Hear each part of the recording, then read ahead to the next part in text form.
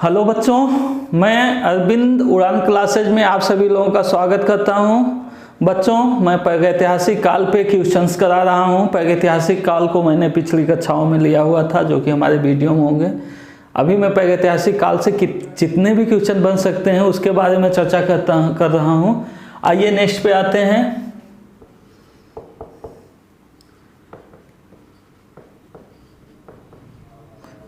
दायमाबाद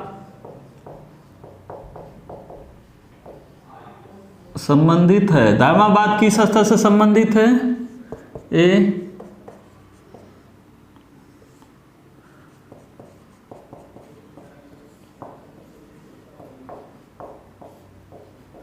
ए ताम्रप्रसार काल से, बी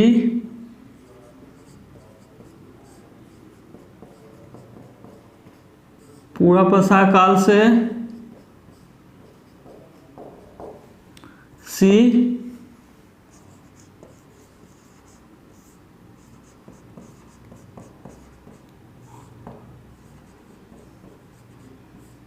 मध्य प्रसार काल से, डी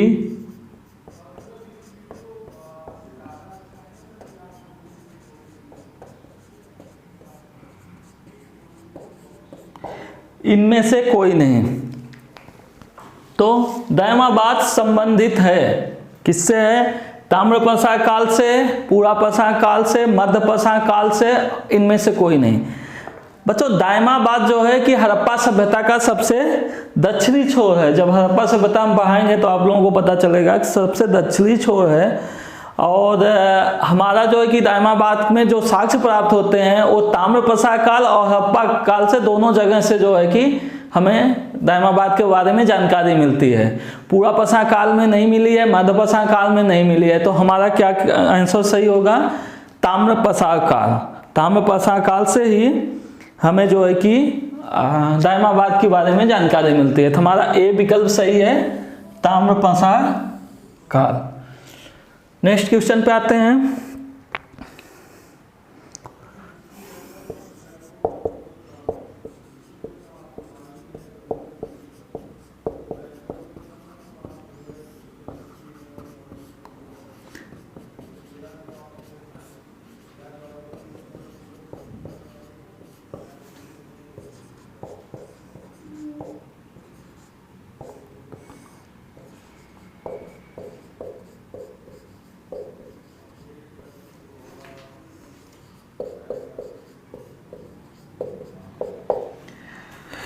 बड़ी संख्या में बच्चों के शव दफनाए जाने के साक्ष्य प्राप्त हैं। शव दफनाए जाने के साक्ष्य प्राप्त हैं, किस संस्कृति से हैं या कहां से हैं? ये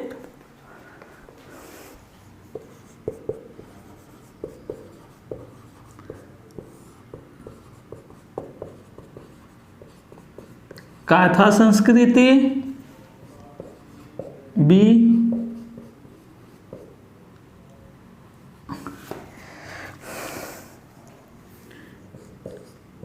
आहार संस्कृति,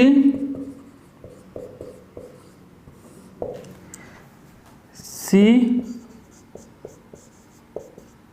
जोड़वे संस्कृति,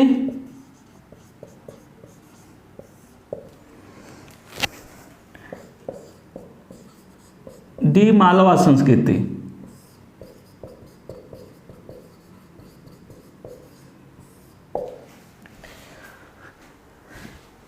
बड़ी संख्या में बच्चों के शव दफनाए जाने के साक्ष्य प्राप्त हैं। किस स्थान से? काथा संस्कृति से हैं? नहीं है। आहा संस्कृति से हैं? नहीं है। जोड़वे संस्कृति से, हमें जोड़वे संस्कृति जब मैं पढ़ा रहा था नवप्रसार कालिक स्तर, तो जोड़वे संस्कृति में पढ़ाया हुआ था कि बच्चों को यहाँ दफनाए जाने की बहुत से ढेर सारे शव प्राप्त हुए हैं। तो हमारा सी विकल्प सही होगा, जोड़वे संस्कृति। जोड़वे संस्कृति से बड़ी संख्या में बच्चों के शव दफनाए गए साक्ष्य प्राप्त होते हैं। ठीक है बच्चों, नेक्स्ट क्वेश्चन पे आते हैं।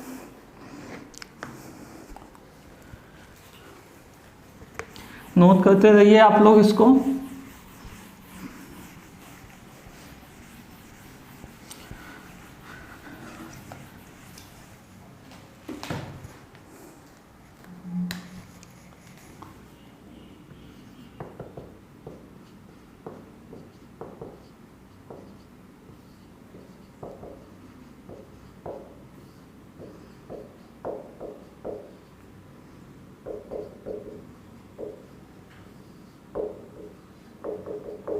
गिलुंड, गिलुंड स्थल संबंधित है किससे है? ए आहा संस्कृति से,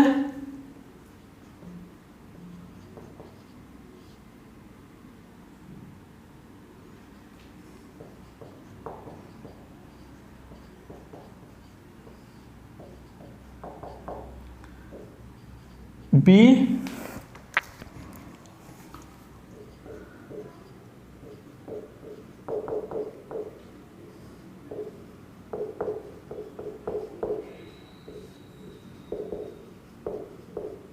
नवपसा कालीन स्थल से, सी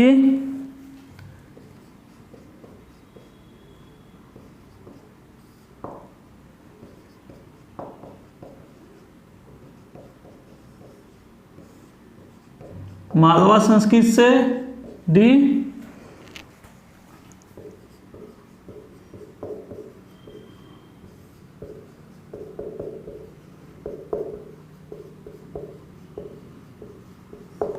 उपरोक्त में कोई नहीं। गिलुंद स्थल संबंधित है किस संस्कृति से? गिलुंद स्थल संबंधित है आहा संस्कृति से, नवपसा कालीन स्थल से, मालवा संस्कृति से, उपरोक्त में से कोई नहीं। गिलुंद स्थल में पढ़ा रहा था, बताया हुआ था गिलुंद स्थल जो है आहा संस्कृति से संबंधित है, जिसको ताम्रवती के नाम से भी जाना जाता है। ताम्रवती संस्कृति के नाम से भी आहा संस्कृति को जाना जाता है, और गिलुंद स्थल जो है आहा संस्कृति से संबंधित है। तो हमारा विकल्प ए सही होगा, आहा संस्कृति से।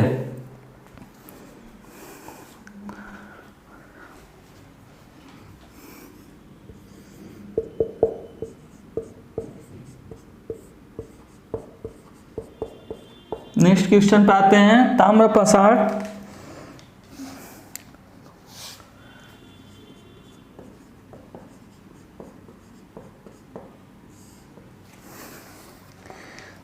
मृदभांडों में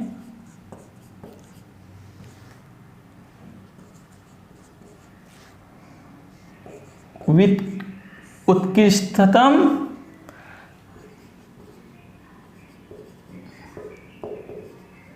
मृदभांड है, उत्कृष्टतम मृदभांड है, सर्वोत्तम मृदभांड है।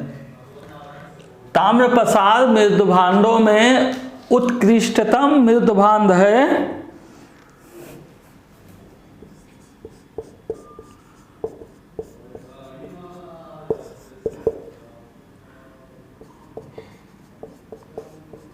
जोड़वे संस्कृति, बी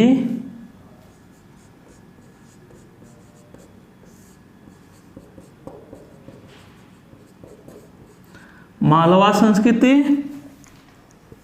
सी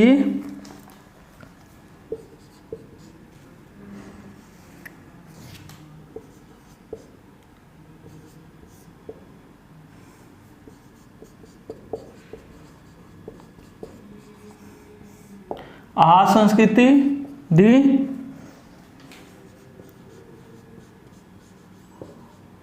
उपरोक्त सभी। ताम्र प्रसार मृदभांडों में उत्कृष्टतम मृदभांड है, सर्वोत्तम मृदभांड है, सबसे अच्छा मृदभांड है। किस संस्कृति से? जोड़वे संस्कृति से,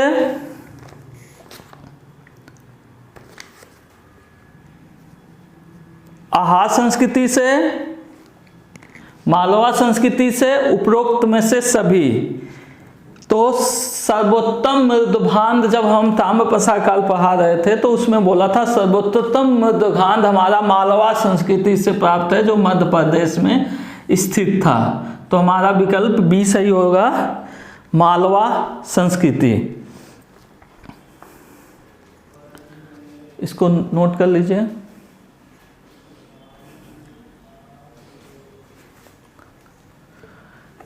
चलिए नेक्स्ट पे आते हैं।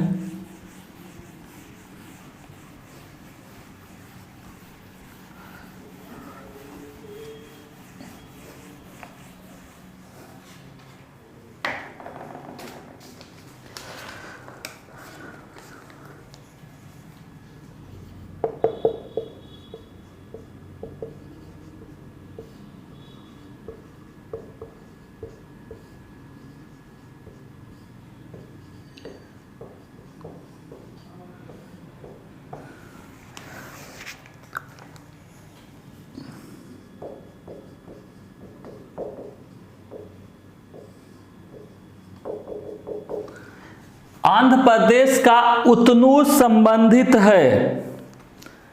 आंध्र प्रदेश का उतनूर जो स्थल है वो संबंधित है किससे?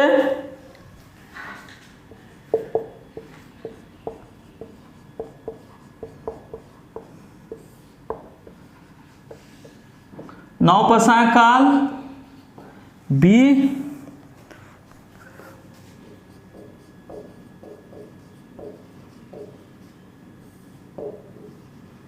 सर्वप्रथम कृषि से, सी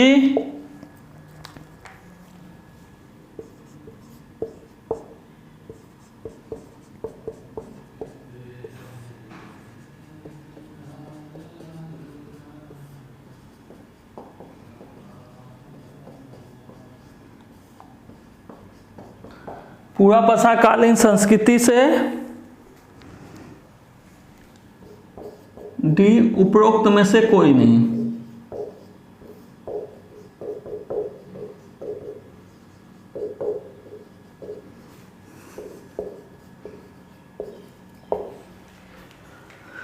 तो आंध्र प्रदेश का उतनूर संबंधित है किससे? है नवपाषाणकालीन स्थल से, या सर्वप्रथम कृषि के साक्ष्य से प्राप्त हुआ स्थल है, या तो पुरापाषाणकालीन संस्कृति के स्थल से, या उपरोक्त में से कोई नहीं। तो बच्चों मैं आप लोगों को जानकारी के लिए बता दूं कि उतनूर जो है कि मैंने पढ़ाया हुआ था, जो आंध्र प्रदेश में है, जब नवपाषाणकालीन स्थल पढ़ा रहा था तो उसमें मैंने जो कॉलम वाइज करके पढ़ाता हूँ, मेरे पास होगा उसका, मैं आप लोगों को बता दूं। ये देखो बच्चों, ये है आंध्र प्रदेश। आंध्र प्रदेश के स्थल कौन कौन से थे? नागार्जुनकोंडा, पिकलिहर व उन्नूर या उतनूर। ठीक है बच्चों, तो यहां से जो है कि हमारा क्या बोलते हैं कि आंध्र प्रदेश में नवपाषाणकालीन स्थल से उतनूर जो है हमारा साक्ष्य प्राप्त होता है। तो हमारा ए सही है, उतनूर। उतनूर से जो है नवपाषाणकालीन स्थल के साक्ष्य प्राप्त होते हैं। नेक्स्ट पे आते हैं।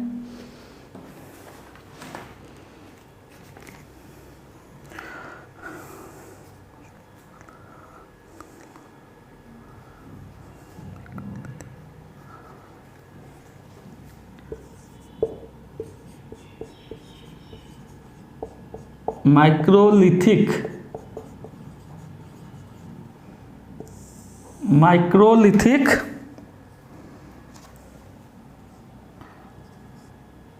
माइक्रोलिथिक औजार संबंधित हैं।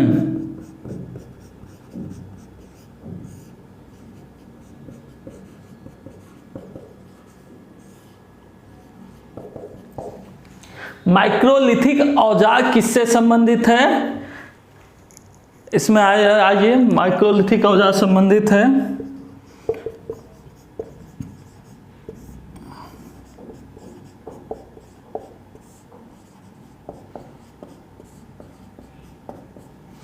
मध्यपाषाण काल से, बी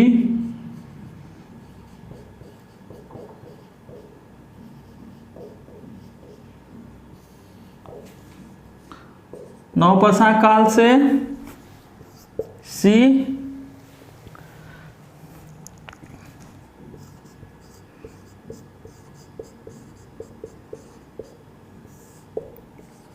पुरापाषाण काल से,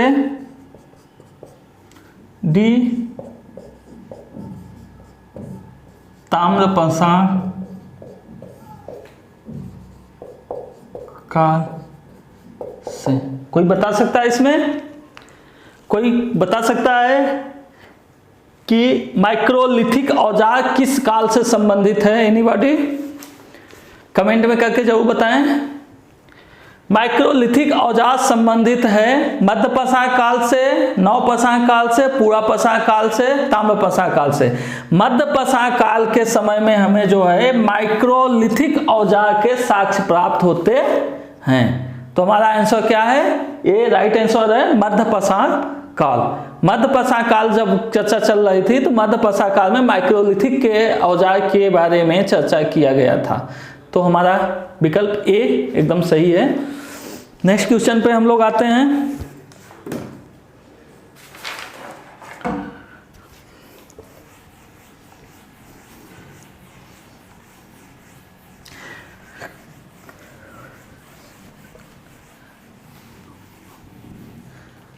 बच्चों ये सारे क्वेश्चंस पूछे जाते हैं, एग्जाम में पूछे गए हैं, आगे भी पूछे जाते रहेंगे, क्योंकि प्रागैतिहासिक काल से इससे ज़्यादा कोई भी बनने की क्वेश्चन संभावना नहीं है।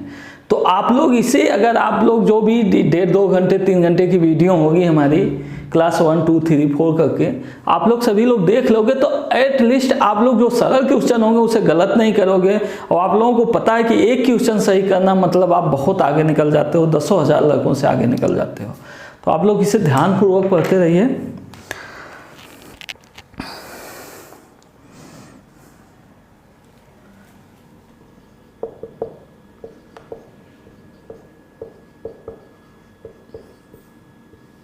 राजस्थान का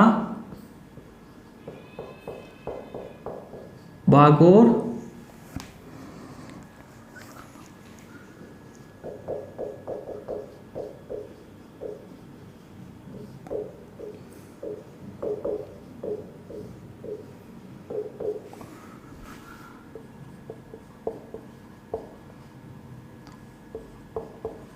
मध्य प्रदेश का आदमगढ़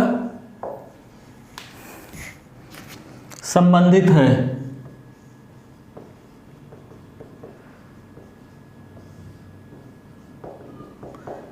राजस्थान का बागोर और मध्य प्रदेश का आदमगढ़ संबंधित है।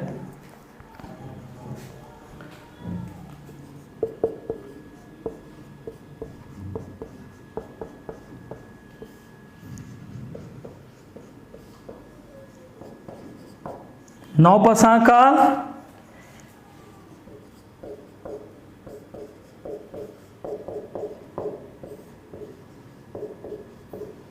पूरा पाषाण काल,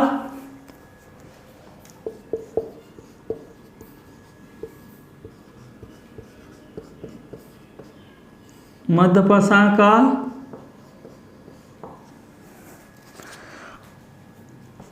डी उपरोक्त में से कोई नहीं।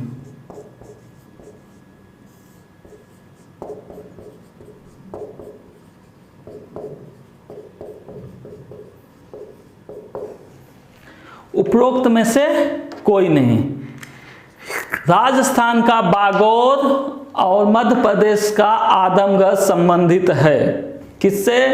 नौपाषाण काल, पूरा पाषाण काल, मध्य पाषाण काल, उपरोक्त में से कोई नहीं।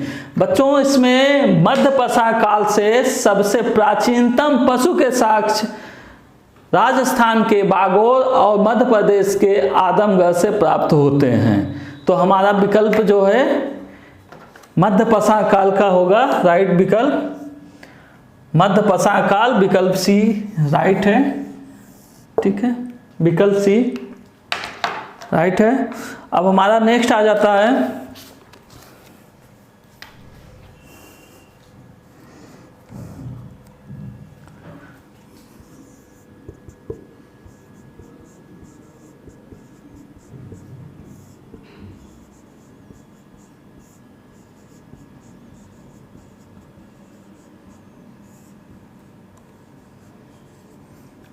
सबसे कम अवस्था थी, सबसे कम समयकालीन के लिए, सबसे समयकालीन के लिए किस काल की अवस्था थी? ए नौपाषाण काल,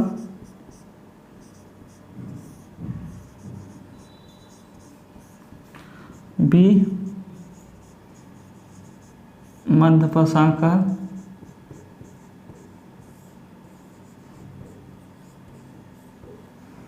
सी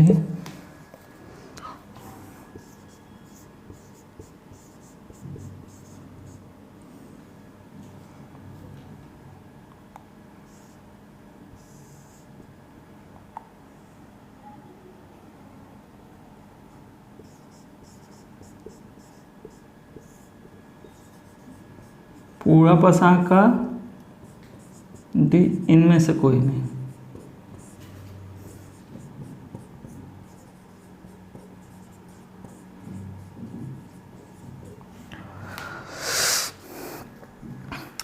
सबसे कम अवस्था बच्चों आप लोगों को पता है कि मध्य पाषाण काल है, क्योंकि मध्य पाषाण काल का जो समय पीरियड है वो बहुत कम है। मध्य पाषाण काल और नौपाषाण काल लगभग समान थे, इसलिए जो है कि मध्य पाषाण काल सबसे कम टाइम पीरियड के लिए था।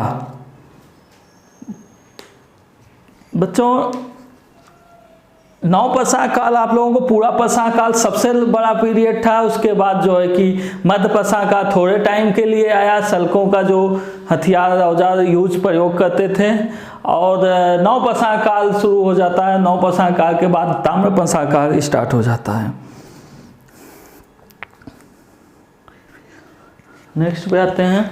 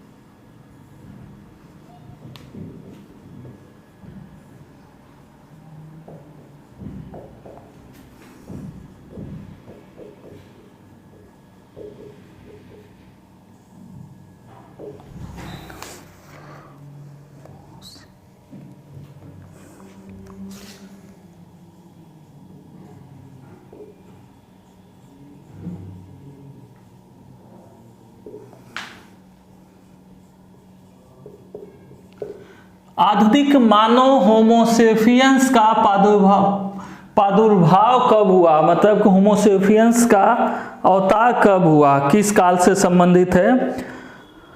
उच्च पूर्वापषाण काल,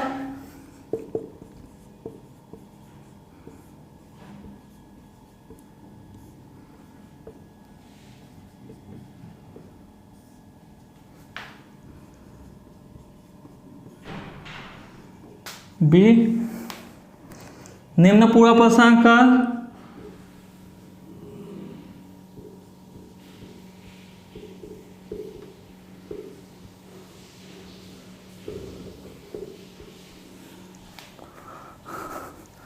नवपषाण काल,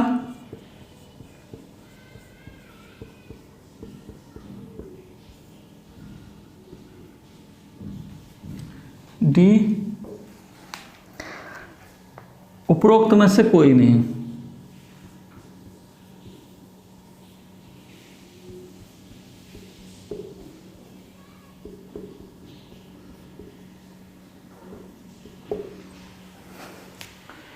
जब मनुष्य बंदर से, हमारे पूर्वज जो बंदर थे उनसे जो है 4 पैरों की अपेक्षा 2 पैरों पे जब खड़ा हो गया था, तो उससे मनुष्य का सबसे प्राचीनतम जो है कि पूर्वज माना गया था, जो होमोसेपियंस के नाम से जाना जाता है। और होमोसेपियंस का प्रादुर्भाव जो हुआ था वो उच्च पूर्वापषाण काल में हुआ था। उच्च पूर्वापषाण काल में ही मनुष्य जो है विचरणकारी अवस्था में थे, शिकार पे निर्भर थे, इनका स्थिरता नहीं थी।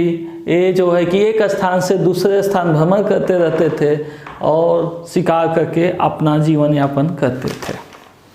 नेक्स्ट पे आते हैं।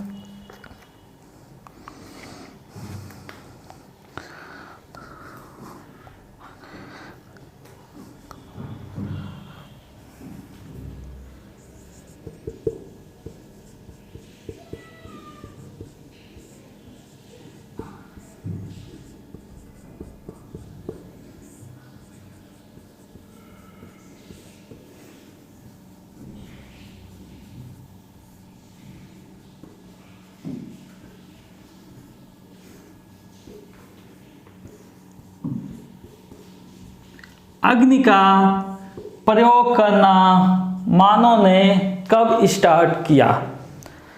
अग्नि का उपयोग करना मानव ने सर्वप्रथम कब स्टार्ट किया? प्रयोग करना मानव ने कब स्टार्ट किया? ए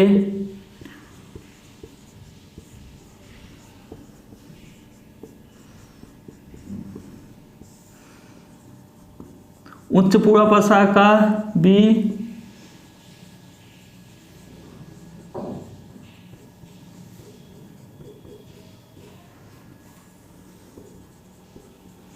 मध्य पूर्वापषाण काल, सी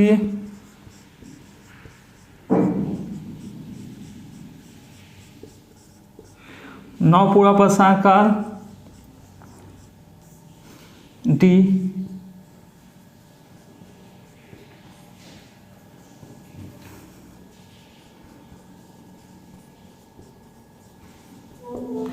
हमें पता है कि मानव को अग्नि का ज्ञात पहले ही हो चुका था, लेकिन मानव अग्नि का प्रयोग करना नवप्रसार काल में स्टार्ट किया था। नवप्रसार काल में अग्निमांस को भूनकर खाने की प्रक्रिया शुरू हो गई थी, कृषि का उत्पादन शुरू हो गया था, इसलिए हमारा विकल्प सी राइट है। नवप्रसार काल में अग्नि का प्रयोग मानव ने शुरू कर दिया था। बच्चों, 2 प्रकार के क्वेश्चन इसमें बनते हैं। अग्नि का सर्वप्रथम ज्ञात कब होता है, उच्च पूर्व प्रसार काल में, और अग्नि का सर्वप्रथम प्रयोग मानव किस समय शुरू किया हुआ था, तो वो होगा नवप्रसार काल से। ठीक है,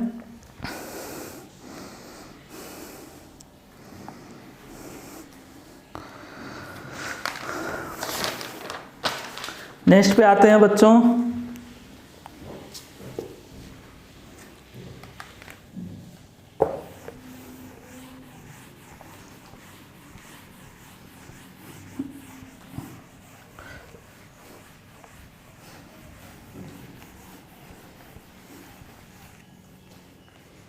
आप लोग ध्यान रखें कि अग्नि का प्रयोग मानव कब स्टार्ट किया था, अग्नि की खोज कब हुई थी, ये दोनों डिफरेंट चीज है। जब कभी भी क्वेश्चन पूछा जाता है कि अग्नि का प्रयोग मानव कब स्टार्ट किया था या सर्वप्रथम कब स्टार्ट किया था, तो आपका होगा नवप्रसार काल में।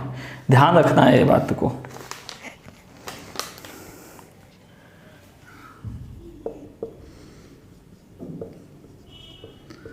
आहार संस्कृति, जिसको ताम्रवती संस्कृति के नाम से भी जाना जाता है, आहार संस्कृति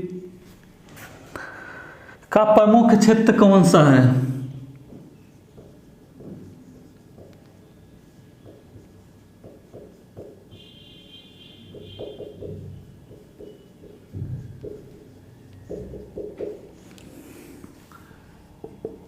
आहार संस्कृति का प्रमुख क्षेत्र कौन सा है?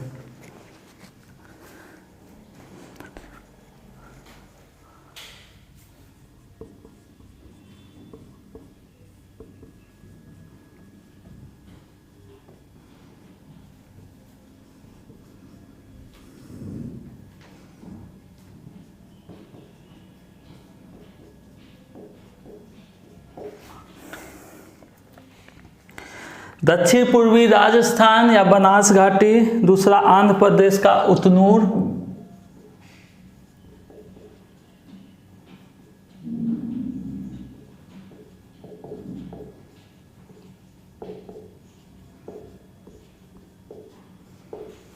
उतनूर, सी पश्चिम मध्य प्रदेश,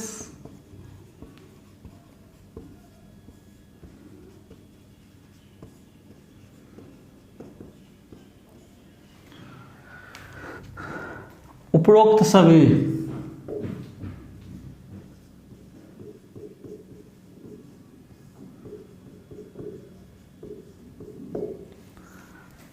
आहार संस्कृति का क्षेत्र, प्रमुख क्षेत्र कौन सा था? आहार संस्कृति, हमको पता है कि आहार संस्कृति राजस्थान में जो है फली फूली थी। राजस्थान का जो पूर्वी, दक्षिणी और पूर्वी राजस्थान है, वहाँ पे आहार संस्कृति प्रमुख क्षेत्र में फैली हुई थी। तो हमारा विकल्प ए राइट होगा, आहार संस्कृति। आहार संस्कृति से ही, आहार संस्कृति को हम ताम्रवती संस्कृति के नाम से भी जानते हैं। आप लोग इसे ध्यान में हमेशा रखना।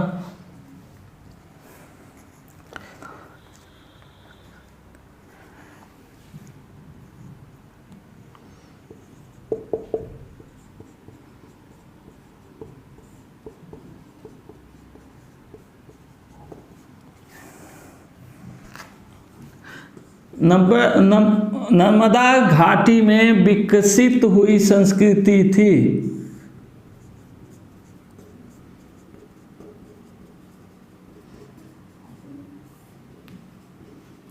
नर्मदा घाटी में कौन सी संस्कृति विकसित हुई थी? पहला आहा संस्कृति। आहा संस्कृति हमें पता है राजस्थान में, नर्मदा घाटी महाराष्ट्र में है, तो यहाँ से तो नहीं होगी आहा संस्कृति। बी मालवा संस्कृति। नर्मदा घाटी महाराष्ट्र और मध्य प्रदेश से टच में है, तो मालवा संस्कृति मध्य प्रदेश में है, तो यहाँ से हो सकती है। सी जोड़वे संस्कृति।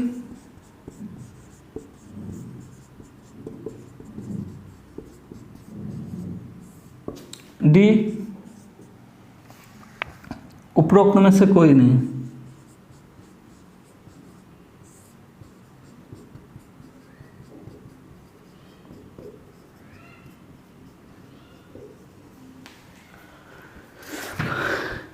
नर्मदा घाटी जो नर्मदा नदी के तट पे है, नर्मदा घाटी में विकसित हुई संस्कृति थी। कौन सी संस्कृति थी? मालवा संस्कृति नर्मदा घाटी के आसपास विकसित हुई संस्कृति थी। तो हमारा विकल्प कौन सा सही होगा? बी विकल्प सही होगा। बी विकल्प में मालवा संस्कृति जो है नर्मदा घाटी में विकसित हुई थी। नेक्स्ट क्वेश्चन पे आते हैं।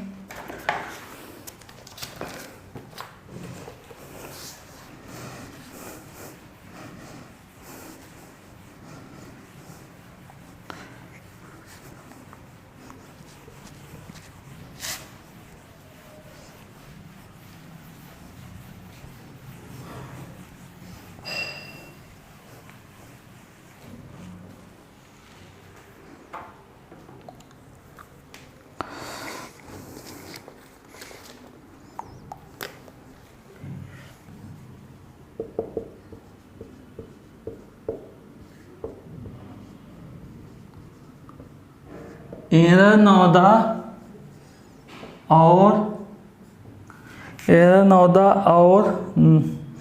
नौदा टोली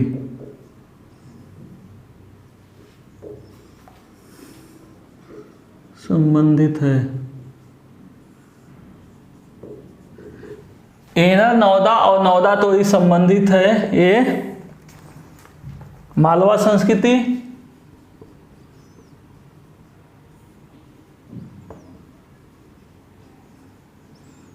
एरनौदा और नौदा टोली जो स्थल है वो किस संस्कृति संबंधित है? ए मालवा संस्कृति, बी जोड़वे संस्कृति, सी आहा संस्कृति,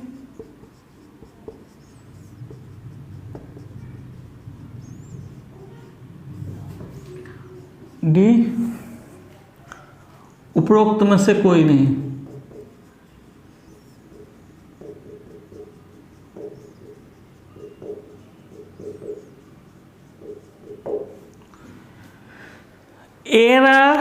नौदा टोली स्थल जो है वो संबंधित है किससे?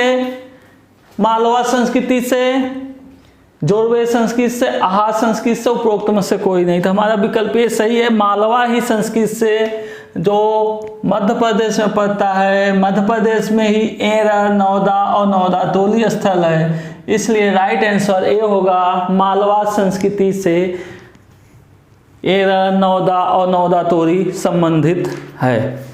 नेक्स्ट क्वेश्चन पे आते हैं।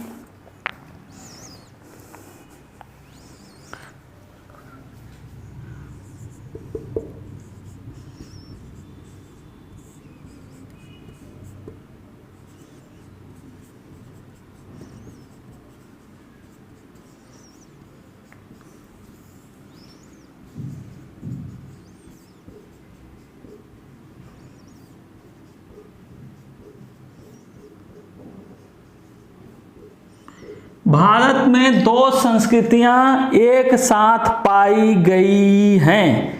कौन सी दो संस्कृतियां ऐसा है कि जो एक साथ पाई गई हैं? ए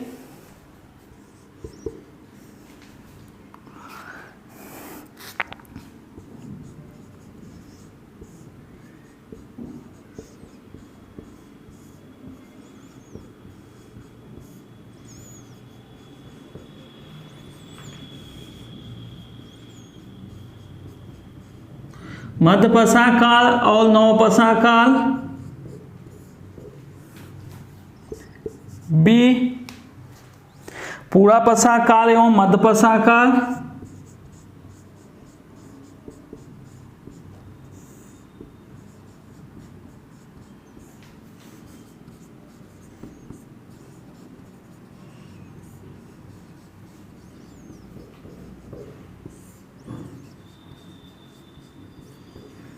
सी, निम्न पूरापसा काल एवं मध्य पूरापसा काल।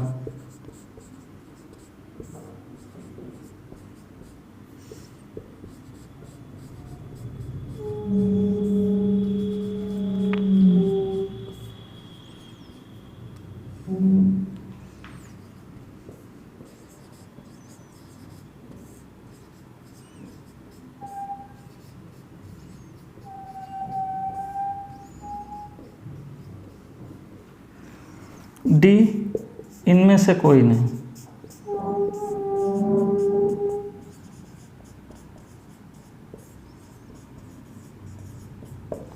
इनमें से कोई नहीं। तो मैंने चर्चा किया हुआ था कि सबसे छोटा काल कौन सा था, तो सब मध्यपसा काल जो है कि सबसे छोटा काल था। मध्यपसा काल और नवपसा काल की संस्कृतियां लगभग एक साथ चली हुई थी। अभी कुछ समय पहले ही इसके बारे में चर्चा किया था। तो हमारा विकल्प ए एकदम राइट होगा कि मध्यपसा काल और नवपसा काल में जो है कि जो संस्कृतियां थी, जो दो संस्कृतियां एक साथ चली थी, वो मध्यपसा काल और नवपसा काल में दो संस्कृतियां एक साथ चली थी। तो आपका आंसर राइट होगा ए। इसमें से कई बार पीसीएस में क्वेश्चन पूछे गए हैं, 6-7 बार पूछ लिए जा चुके हैं, इसलिए ये सब आपको अच्छे से नोट करने की ज़रूरत है। आप लोग दिमाग में रख के और अच्छे से नोट करते हुए चलो। बहुत इंपॉर्टेंट क्वेश्चन हैं, ये सब हमेशा पूछते रहते हैं और आते रहते हैं। चलिए आइए नेक्स्ट क्वेश्चन पाते हैं।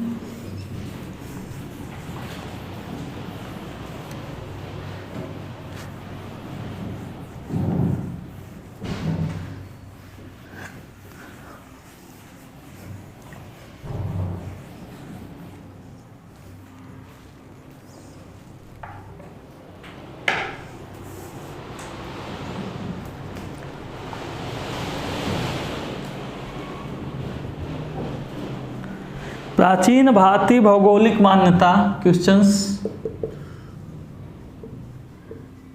प्राचीन भारतीय भौगोलिक मान्यता। प्राचीन भारतीय भौगोलिक मान्यता के अनुसार भारतवर्ष किस द्वीप का खंड है? मान्यता के अनुसार भारतवर्ष किस द्वीप का खंड है?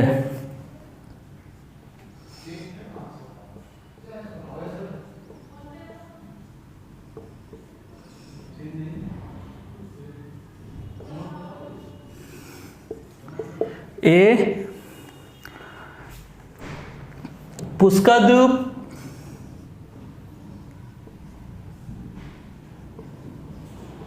बी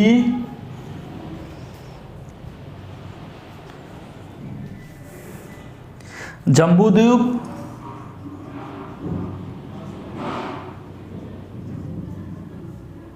सी क्रॉच द्वीप,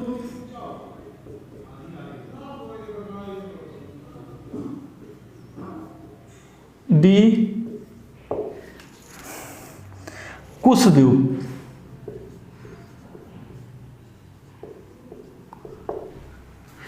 प्राचीन भारतीय भौगोलिक मान्यता के अनुसार भारतवर्ष किस द्वीप का खंड है? तो हमारा जो है कि भारतवर्ष जो है वो जम्बू द्वीप का खंड है। जम्बू द्वीप के नाम से ही भारतवर्ष जाना जाता था। जो हमारे मेसो घाटी या जो अन्य देशों के सभ्यताएं थी वो भारतवर्ष को जम्बूद्वीप के नाम से या भारत को जम्बूद्वीप के नाम से जाना जाता था, इसलिए भारतवर्ष जम्बूद्वीप का खंड है। आंसर बी राइट होगा।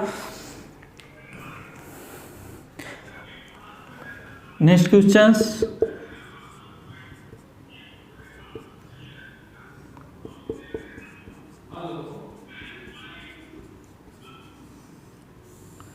प्रागैतिहासिक कुल्हाड़ियाँ मिलती हैं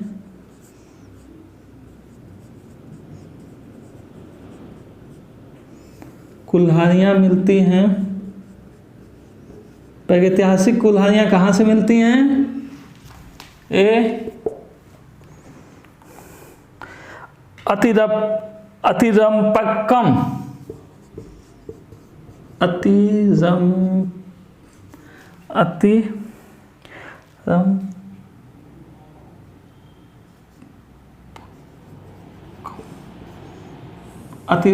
अतिरम्पक्कम, आदिचन्नूर,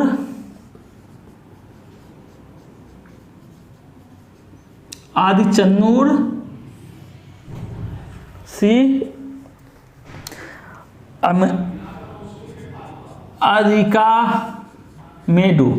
अरिकामेडू, डी सनूर। प्रागैतिहासिक कुल्हाड़ियाँ हमें कहाँ से प्राप्त होती हैं? तो प्रागैतिहासिक कुल्हाड़ियाँ हमें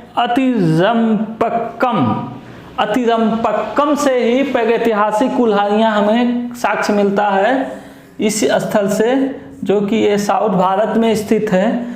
तो हमारा विकल्प कौन सा सही होगा? ए विकल्प सही होगा। ठीक है, कर्नाटक में पड़ता है यह स्थल।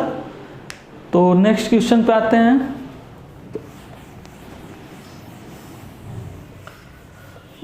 कुछ शब्द बहुत हार्ड होते हैं बच्चों, इसमें कोई बात नहीं, आप 2-4 बार पढ़ोगे तो दिमाग में तो रहेगा ही और सॉल्व कर लोगे।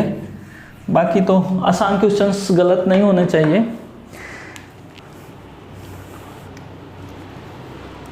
निम्नलिखित पुरातात्विक स्थलों का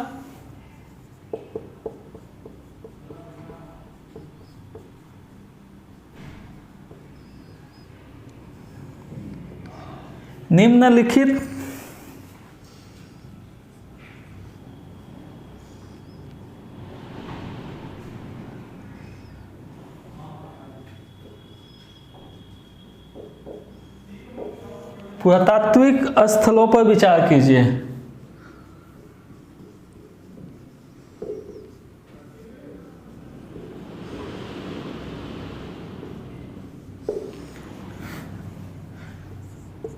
ए दैमाबाद,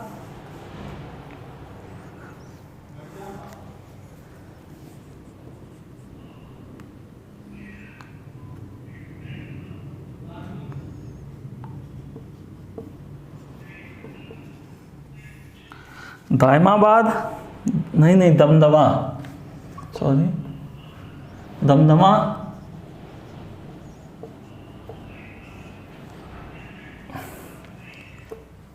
1 नंबर, 2 नंबर,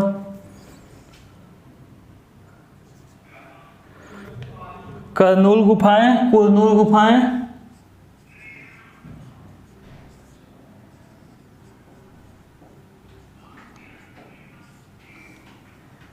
तीसरा टेक्कलकोट,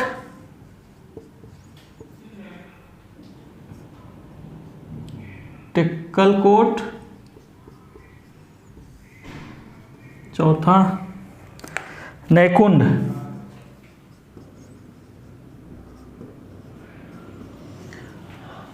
दमदमा, कुरनूल गुफाएं, टेक्कलकोट और नैकुंड।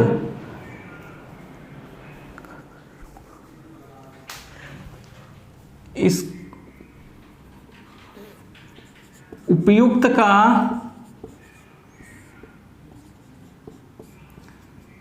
सही उपयुक्त का सही पूर्वावशेष कालक्रम है।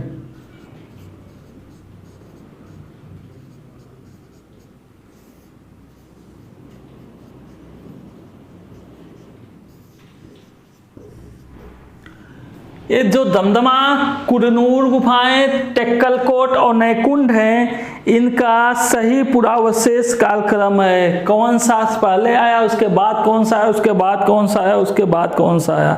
तो हमारा जो है कि ए 2 4 2 4 3 1, बी का 3 1 2 4, सी विकल्प क्या होगा 2 1 2 1 3 4, 2 1 3 4 और डी विकल्प क्या होगा 4 3 2 1। तो यहाँ पे बच्चों ध्यान दो, ऐसे भी क्वेश्चन पूछे जाते हैं कि आपको निम्नलिखित पूरा स्थल दे दिए जाएंगे, निम्नलिखित स्थल दे दिए जाएंगे और पूछा जाएगा कि उनका कार्यक्रम के अनुसार, उनका तिथि के अनुसार कौन से स्थल पहले आए और कौन से स्थल बाद में आए। तो इस प्रकार से दमदमा, कुरनूर गुफाएं और टेक्कलकोट और नैकुंड 4 विकल्प दे दिए जाएंगे। उसमें पूछा जाएगा कि 2 4 3 1 है, एक क्रम है, या 3 1 2 3 4 है, या तो 2 1 3 4 है, या 4 3 2 1 है। तो इस प्रकार से हम देखेंगे कि कुरनूर गुफाएं जो है सबसे इसमें प्राचीन गुफाएं हैं, उसके बाद दमदमा है, उसके बाद टेक्कलकोट है, उसके बाद नैकुंड है। तो 2 1 3 और 4, तो कौन सा विकल्प है 2 1 3 और 4, सी विकल्प मेरा सही होता है। तो हमारा जो पूरा स्थल है वो है कुरनूर गुफाएं, सबसे प्राचीन गुफाएं हैं। उसके बाद 1 आता है दमदमा, उसके बाद आया हुआ है टेक्कलकोट, उसके बाद और नैकुंड सबसे लास्ट में आया हुआ है। तो हमारा विकल्प इसमें सी राइट होगा। तो सी पे टिक कर लीजिए।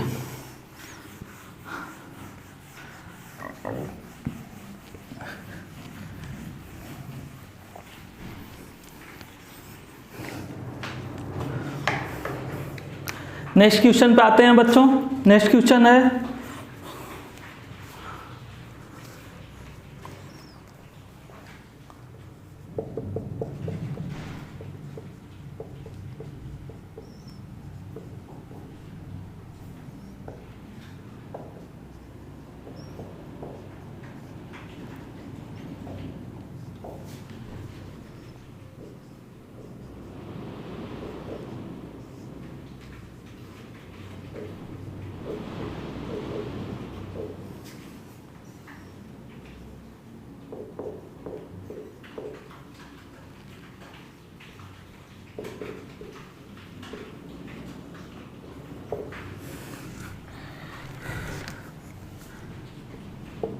निम्नलिखित में से कौन सा औजार पुरापाषाण कालीन संस्कृति से संबंधित नहीं है।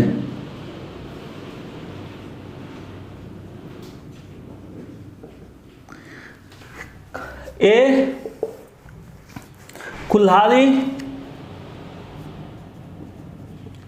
कुल्हाड़ी पुरापाषाण कालीन संस्कृति का था, जो कि बड़े हथियारों में आता है। गरासा,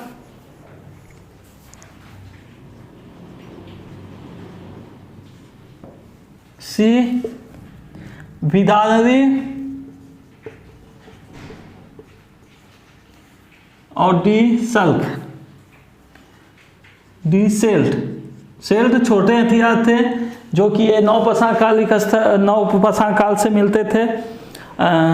और बाकी जो है कि कुल्हाड़ी भी हमारा पुरापाषाण कालीन संस्कृति के हैं, और गरासा भी हमारा जो है कि पुरापाषाण कालीन संस्कृति से हैं, और जो है कि विदालरी भी हमारा पुरापाषाण कालीन संस्कृति से हैं। तो हमारा डी विकल्प सही होगा। यही जो है कि नहीं है पुरापाषाण कालीन संस्कृति से। पूर्वापराशाकालीन संस्कृत से सेल्ट जो है नहीं है, नवपाषाणकालीन से संबंधित है। तो हमारा विकल्प जो है ये डी राइट विकल्प है।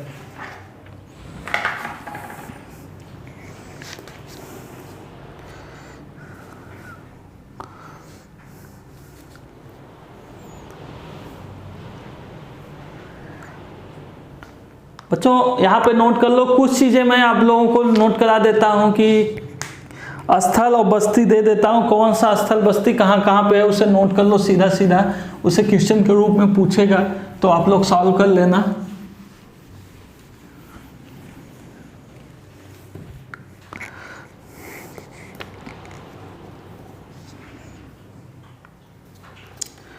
बस्ती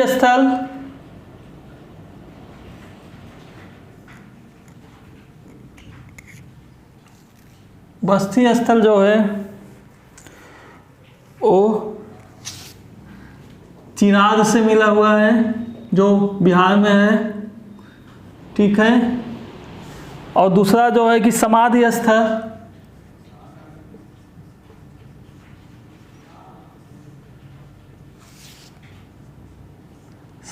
स्थल जो है वो पोड़कालम से मिला है, कर्नाटक में है, पोड़कालम से मिला हुआ है। और बस्ती और समाधि स्थल दोनों कहाँ से मिले हैं? बस्ती एवं समाधि स्थल दोनों कहाँ से मिले हैं? स्थल दोनों मिले हुए हैं हमारा पिकलीहल से,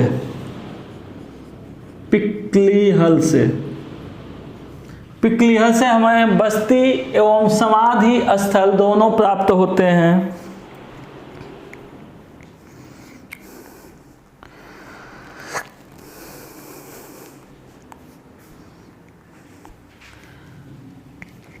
नोट कर लो बेटा, इसको फटाफट नोट कर लीजिए आप लोग। नेक्स्ट पे चलते हैं।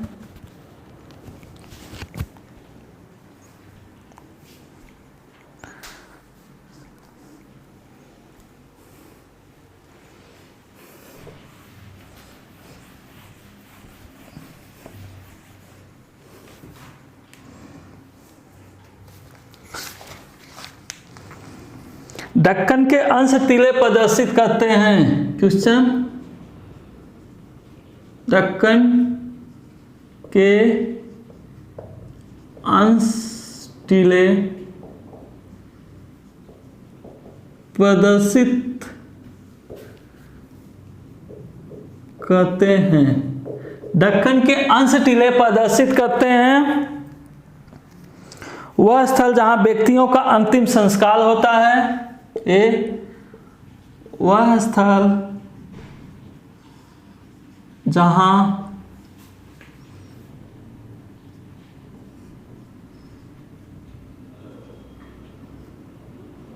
व्यक्तियों का अंतिम संस्कार होता है।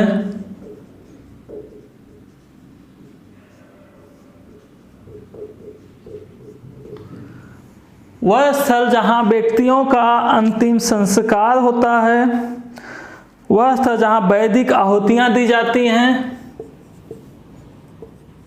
वह स्थान जहां वैदिक आहुतियां दी जाती हैं।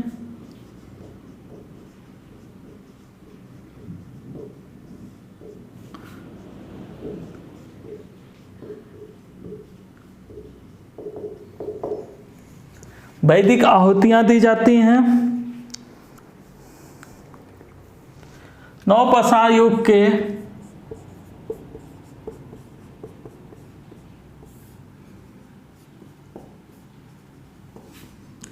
मवेशियों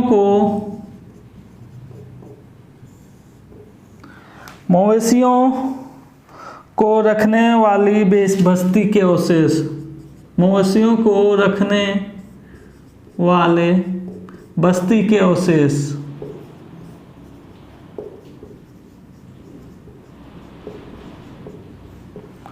डी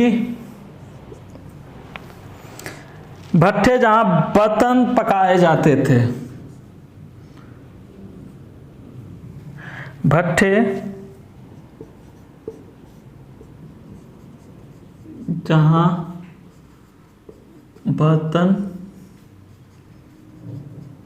पकाए जाते थे। दक्कन के अंश टीले, दक्कन के अंश टीले का मतलब है कि दक्कन के अंश टीले प्रदर्शित करते हैं। क्लास में लेते वक्त बताया गया था कि जो अंश टीले थे वहाँ मवेशियों के रखने, जहाँ मवेशियाँ जो है कि नवपाषाण युग के मवेशियों को रखने वाले बस्ती के जहाँ अवशेष हमें प्राप्त हुए हैं उसको हम मानते हैं अंश टीले के नाम से जाना जाता है। इसलिए ये विकल्प सी सही है, राइट है। नवपाषाण युग के मवेशी रखने वाले बस्ती के अवशेष को अंश टीले कहते हैं। नेक्स्ट क्वेश्चन पाते हैं।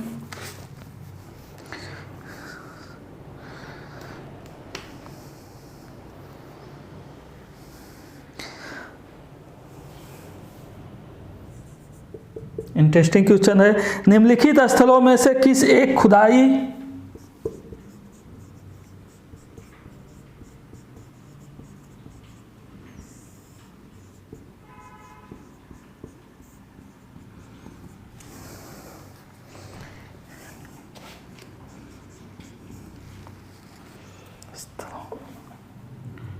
निम्नलिखित स्थलों में से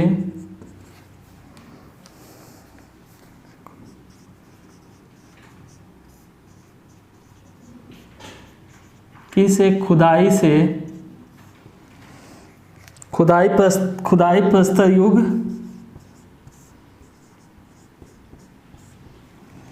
से हड़प्पा संस्कृति तक निरंतर ह्रास युग, हड़प्पा संस्कृति तक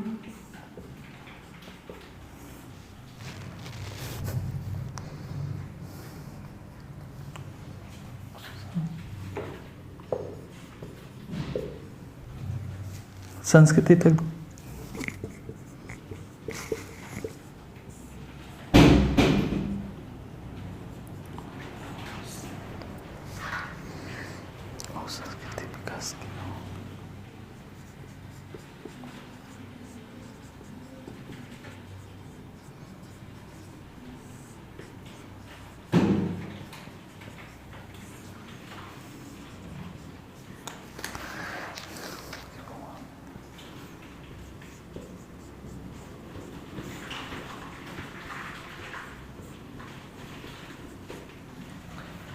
बच्चों देखो इंटरेस्टिंग क्वेश्चन है। निम्नलिखित स्थलों में से किस एक खुदाई प्रस्तर युग हड़प्पा संस्कृति तक निरंतर ह्रास और संस्कृत विकास के प्रमाण देते हैं कि कौन सा एक स्थल है जिसका वहाँ के ह्रास का भी होता है, वहाँ का पतन भी होता है और हड़प्पा संस्कृति का विकास भी होता है। कहाँ किस स्थल से प्राप्त होते हैं? तो पहला ए विकल्प है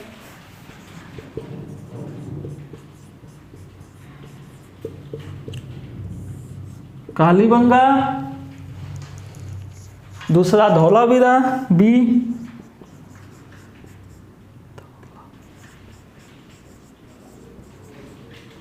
धौलावीरा सी, मेहरगढ़ डी,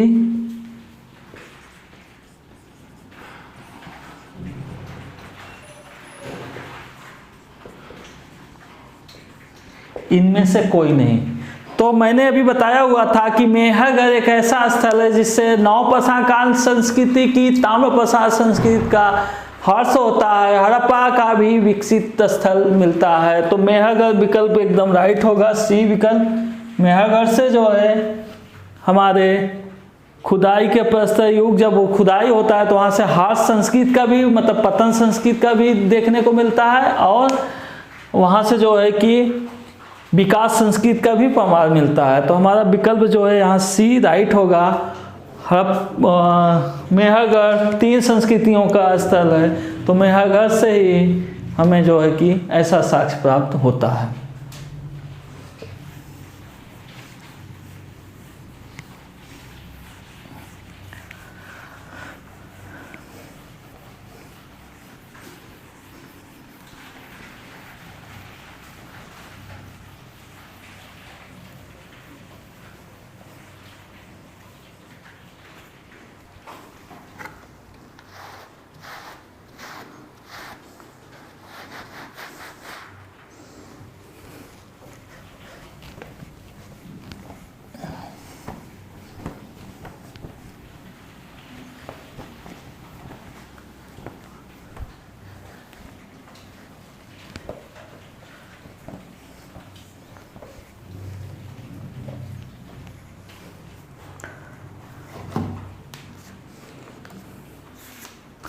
नेक्स्ट क्वेश्चन पे चलते हैं बच्चों। बस थोड़े से और क्वेश्चन बचे हुए हैं, फटाफट कर लेते हैं। ताम्र संचय का संबंध है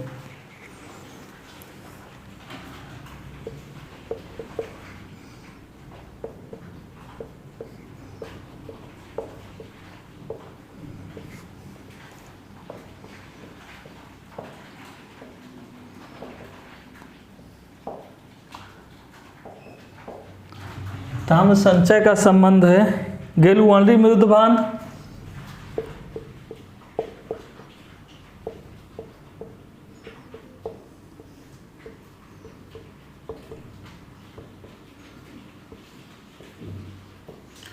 गेलुआंडी मृद बांध, दूसरा चित्ती धूसा मृद बांध,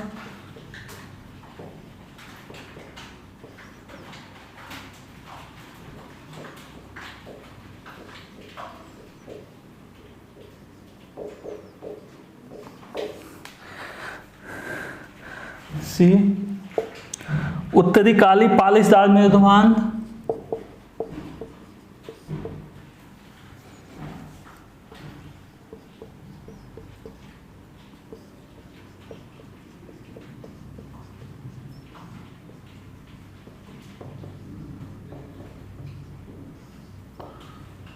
डी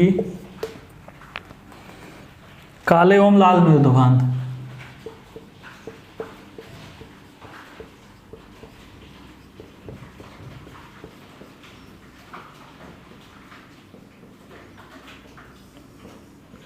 काले ओम लाल मृद बांध। तो हमारा जो है कि ये विकल्प ताम्र संचय जो होता है गेंडवली मृद बांध राइट विकल्प है, ये विकल्प राइट विकल्प है। गेंडवली मृद बांध से जो है कि हमें ताम्र संचय का संबंध का पता चलता है। यहाँ के ताम्र जो है कि ताम्र की वस्तुओं को जो है कि इकट्ठा किया हुआ मिला हुआ है।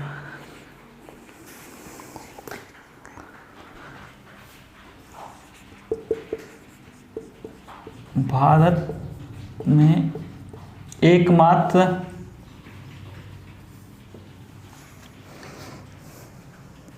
जीवाश्म का प्रमाण मिला है।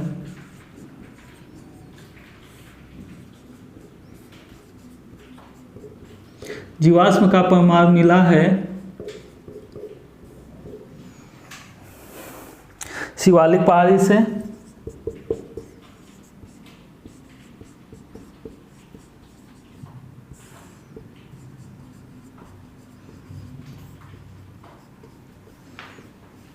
बी महाराष्ट्र से, सी मध्य प्रदेश से,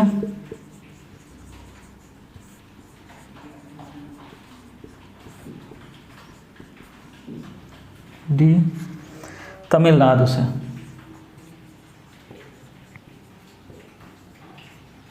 तमिलनाडु से भारत में एकमात्र जीवाश्म का प्रमाण मिलता है। हमें पता है शिवालिक पहाड़ियों से हमें जो है कि ढेर सारे जीवाश्म के अवशेष मिले हुए हैं, इसलिए भारत में एकमात्र जीवाश्म का पता चलता है। शिवालिक पहाड़ियों से जो है कि हमें जीवाश्म के अवशेष प्राप्त होते हैं। तो विकल्प ए राइट विकल्प है।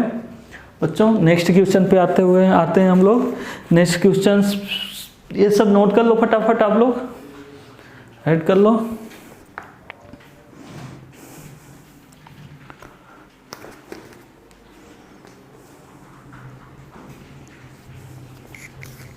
नोट करो फटाफट, आगे चलते हैं।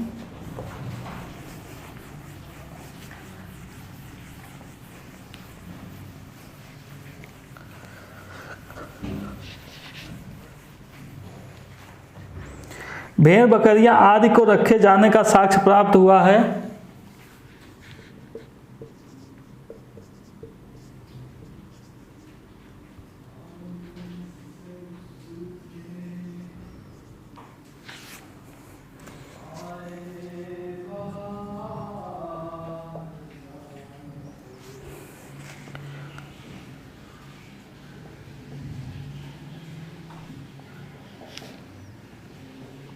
भेड़ बकरियां आदि को रखे जाने का साक्ष्य प्राप्त होता है हमें कहाँ से?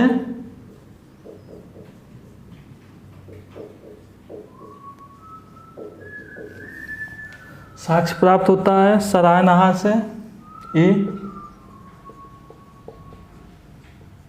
सराहनाहा से, बी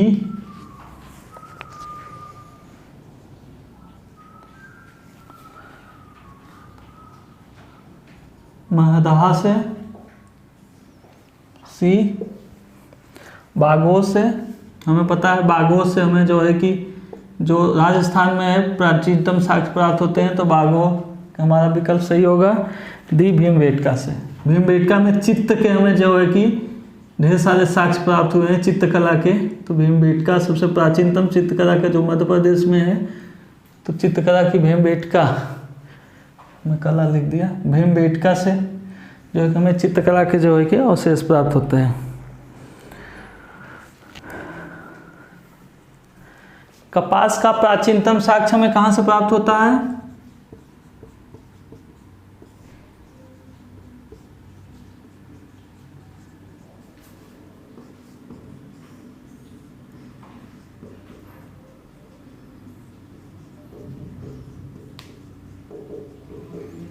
कपास का प्राचीनतम साक्ष्य कहाँ से प्राप्त होता है? मेहरगढ़,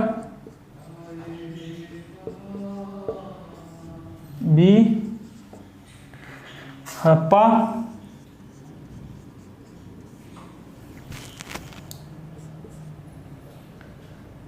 सी मोहनजोदड़ो,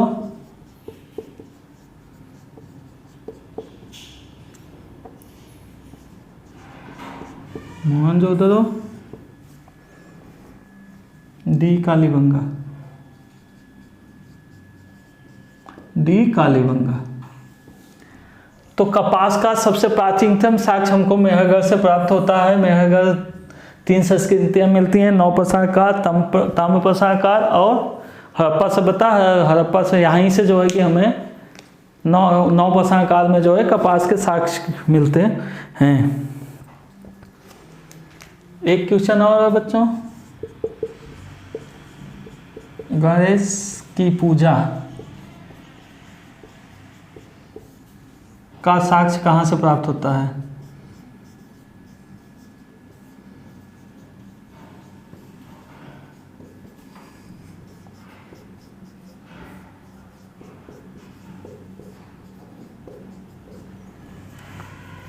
दैमाबाद, ए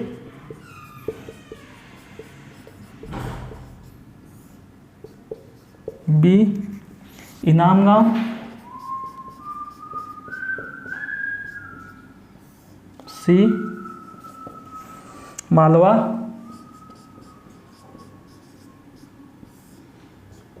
डी जोड़वे। तो हमें गणेश की पूजा दायमाबाद से, जो महाराष्ट्र में सबसे दक्षिणी हड़प्पा सभ्यता का स्थल है, गणेश की पूजा के प्राचीनतम साक्ष्य प्राप्त होते हैं। इनाम गांव से नहीं होते हैं, मालवा से नहीं होते हैं और जोड़वे से नहीं होते हैं। तो हमारा राइट विकल्प दायमाबाद है। तो इस प्रकार से बच्चों हमारा जो है प्रागैतिहासिक काल में जो भी हमारा चाहे पूर्वापाषाण काल का हो, चाहे मध्यपाषाण काल का हो, चाहे नवपाषाण काल का हो, चाहे ताम्रपाषाण युगीन के जो भी स्थल हों, उनसे जितने भी क्वेश्चन बनने की संभावना थी, हमने अपने 2 क्लास में जो है कि चर्चा की। फर्स्ट क्लास जो है कि क्लास फर्स्ट के नाम से वीडियो अपलोड किया हुआ है और सेकेंड क्लास जो है क्लास सेकेंड के नाम से वीडियो अपलोड किया हुआ है। तो आप लोग अगर इस सारी वीडियो को आप लोग देख लेते हो तो जो है कि आपको प्रागैतिहासिक काल के जितने भी क्वेश्चन बन सकते हैं उसमें क्वेश्चन गलती करने की संभावना बहुत कम होगी।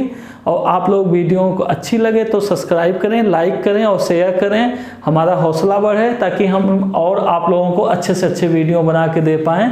आप लोगों का बहुत बहुत धन्यवाद। उड़ान क्लासेज आप लोगों का बहुत बहुत धन्यवाद करता है। Thank you.